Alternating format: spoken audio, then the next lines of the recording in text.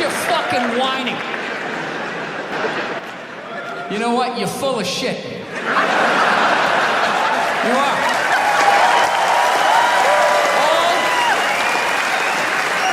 All those feminists are full of shit. Because I'm going to tell you right now, someday, there's going to be the first woman president. All right? Which means you don't even know what her fucking platform is, and you automatically cheer. It's got the same genitalia. I'm telling you, they're not smart people. Feminists, they're not as smart as they're coming off. I'm telling you. Someday, there's gonna be... By the way, this is gonna be my last show ever, by the time this fucking thing comes out. Someday, there's gonna be the first female president, which means there's gonna be the first male first lady. Right? And you wait, you fucking wait. The first time that dude opens his mouth about some political shit, you watch all these feminists. They're all me, you shut the fuck up! You shut the fuck up! It is her time now. It is her time. She was elected, not you. Go pick out some plates, bitch. You are the first lady. McDonald's exists for two reasons, okay? It's for drunk people and it's for children, all right? That's what this thing is. You know, you're in your car, your kids won't shut the hell up, you go to the drive-thru. You go to the drive-thru, you get a couple of poison burgers, you throw it down their throats, their little systems can't handle it. They start nodding off. And you're up front, you're bigger, you can handle a bigger dose of poison, you know what I mean? Pop in your Def Leppard cassette, you have a little moment for yourself. Yeah, that's what it's for. It's for your kids, and it's for drunk people. Like, how many times have you driven out to a bar going, I'm just gonna have one, all of a sudden you had like 11, right? And you're hammered, and you're thinking, but you're responsible. You're drunk, but you're responsible. You're like, God damn it, I drove my car here tonight. God damn it, I'm driving it home, all right? I'm not gonna burden. While he was propping up the white shit. You know, the down and dirty, daddy not sticking around, drug-infested neighborhood blues with the Jesus as white as me, hair the color of the sun, angelic bluegrass playing music, right? So at this point, my wife has like fucking steam coming out of her ears, so I make a judgment call. I just fucking shut it off, right? And she looks at me, she's like, why did you shut that off? Why did you shut it off? I was like, because you're about 3 minutes away from yelling at me like I produced this music. And I gotta be honest with you, too. People were too hard on that Clippers guy, man. I'm telling you. For an 80-year-old white guy, that wasn't that bad. All right? Dude, he didn't drop the N-word once. That's unbelievable for an 80-year-old white guy. The N-word should have been carpet bombed through that whole tape. He never said it once. And if you go back and listen to that tape, I'm telling you, go back and listen to it. Other than Instagram, he's pretty fucking liberal. He's like, you can hang out with them, you can have sex with them, just don't promote it on Instagram. It was the weirdest, most compartmentalized, like, racism I ever heard in my life. Something about Instagram, I didn't get it. Other than that, he was wide open. You can make a snowman with them, go to a water park, rub your bellies together.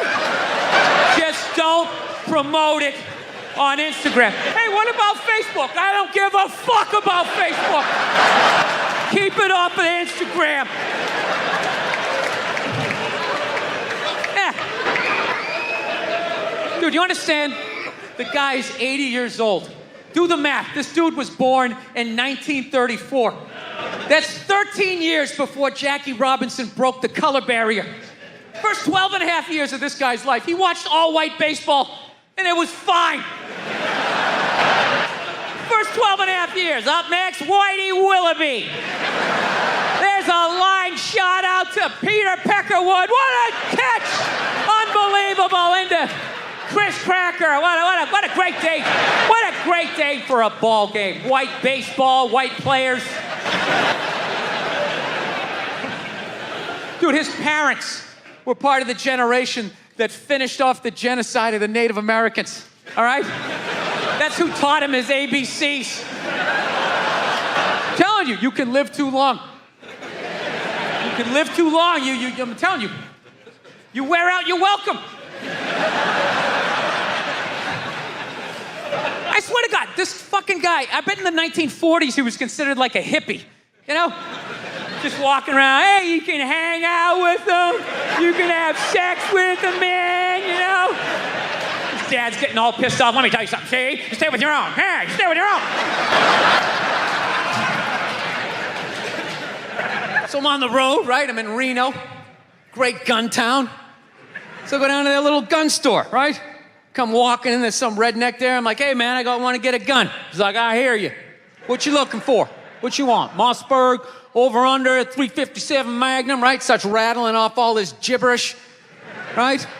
I was in a shitty mood today, man. I was watching TV. You ever been in like such a bad mood that even when you're watching bad shit happening to people, you're like, you know what? Good. You know, I'm glad your life sucks. Makes me feel better about my own. No, you know what I was doing? I was watching this, you know those Fabulous Lives? I was watching the Fabulous Life of the Olsen twins, you know? They're like 18 years old. They're like zillionaires. They got a great apartment. It's making me feel like a loser. Then halfway through it, I find out one of them's anorexic. I was like, you know what? All right. That makes me feel better. You know, I'm glad she's not eating. Hope you pass out, whack your head off your golden sink, just to add to my day. You know, I don't get how the other Olsen twin only weighs half a pound more, but she's fucking fine. No, they're so starving, they're weak. That's why whenever they take a picture of them, you ever notice they gotta like fucking lean them up against each other? So like they don't tip over, like. They're like still trying to look sexy. They're not sexy, they look like aliens.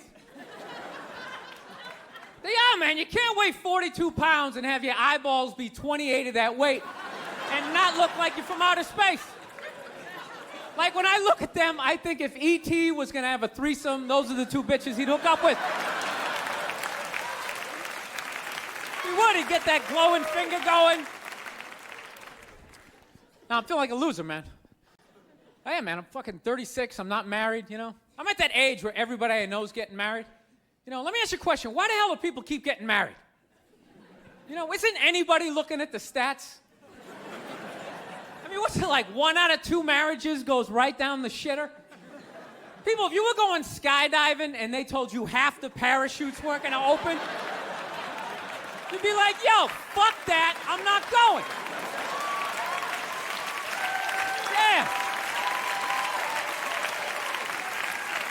No, it's like, I don't like those odds. I get a 50% chance of splatting on the ground. I'm not doing it, right? But there's something about getting married. People just have to do it. They're just like, is this the line to lose half my shit?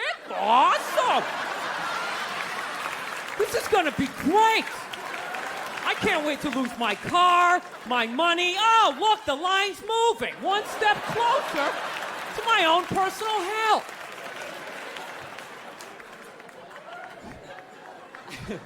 No, I don't think I could ever get married, man. Married dudes freak me out. Anytime you ask a married guy, what's it like being married, they always tell you it's good, but they always have a look on their face like they have like an appendicitis. You ever notice that? You're like, dude, what's it like being married? Like, you know, it's good. It's good. It's, no, it's good. It's enjoyable, you know. It's a lot of work, but, you know, I think when you meet that special someone, there's a connection, and I can't feel my legs. Let me just lean over here. You know, a woman completes a man, and some other metaphor.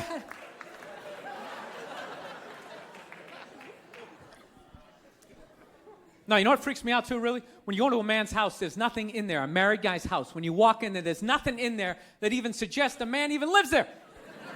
It's all potpourri and throw pillows, that stupid canopy, we live in a dollhouse bullshit over the bed. Where does all the guy's stuff go? They just throw it out, they just walk into your apartment. Oh my God, look at all your stuff. All your stuff is stupid. Look at all this stupid stuff. Wow, guys buy really stupid stuff. Hey, you want to go to the candle store? Let's go to the candle store. Wouldn't that be awesome? I've been dragged into that nightmare for like an hour and a half, 90 minutes just sitting there. This smells like a pumpkin. Doesn't that smell like a pumpkin? This looks like a Christmas tree. Wouldn't that be great? Smell like Christmas in the apartment? Middle of summer, just fuck with your whole reality? No, you know what it is? I didn't have like is that too real for you guys? You fucking know what I'm talking about.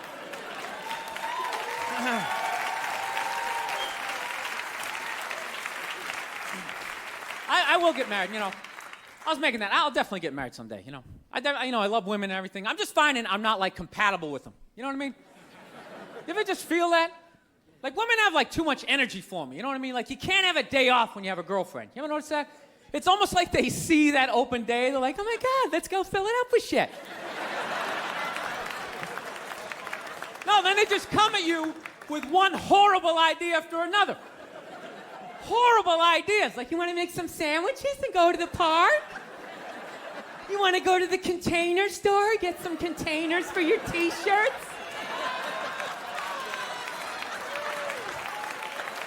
This is the worst one. You ever get this one? You want to go to brunch? You want to go to brunch on Sunday? And inside you're like, fucking no! But you can't say that, right? You gotta keep them happy. So what do? You agree. Like, yeah, let's go to brunch. What a great idea. Why would you want to sleep in on a Sunday when you can go pay $18 for eggs? Now you're thinking. Now you're thinking. Then we can sit around and listen to your friends have moronic conversations about the eggs. Like, is that pesto? Is that pesto in your omelet? Oh, it's asparagus. It's asparagus. I thought it was pesto. Oh, you just want to flip the whole fucking table over? It's horrendous. I'm trying to learn to pick my battles when I date girls. I usually argue with women all the time, man. I'm stupid like that, you know? Like, I dated this girl one time. She was, like, really into, like, women's issues. So we used to always have these dumbass arguments. So one time she came up to me and she goes, okay, explain this to me, Bill. Why does a guy make more an hour to do the exact same job, huh? I go, I'll tell you why. Because in the unlikely event that we're both on a Titanic and it starts to sink, for some fucked up reason, you get to leave with the kids and I have to stay. Yeah, that's why I get the $1 more an hour.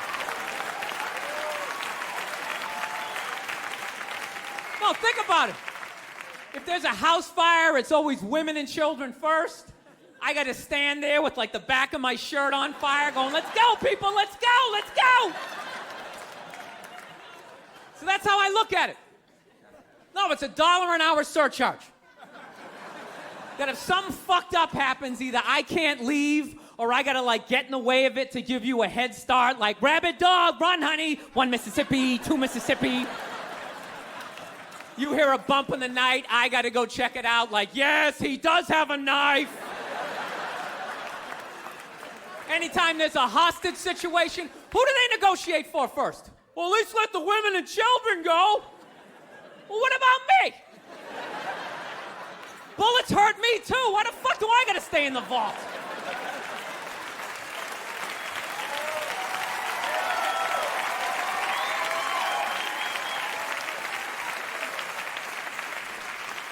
No, that's my point, man. Where are all the feminists in those situations? You know what I mean? You can't find them. There are no feminists in a house fire. That's a guarantee. You could take the most hardcore feminist, some chick right in your face, like, you chauvinistic son of a bitch, little short, little haircut, the whole 9 yards, right? Second those flames break out, she's gonna twist those little hairs into pigtails. Oh, I'm just a girl. I wanna go play jump rope. And leave you standing in a burning house like you're not flammable. You know, but I'm not a dick, though. I'm not saying I think a woman should make $1 less an hour to do the same job. All I'm saying is if you're gonna make what I make when the boat sinks, you better be standing right there next to me, listen to that guy play the cello. Then you get the corner office. You get all the benefits or whatever.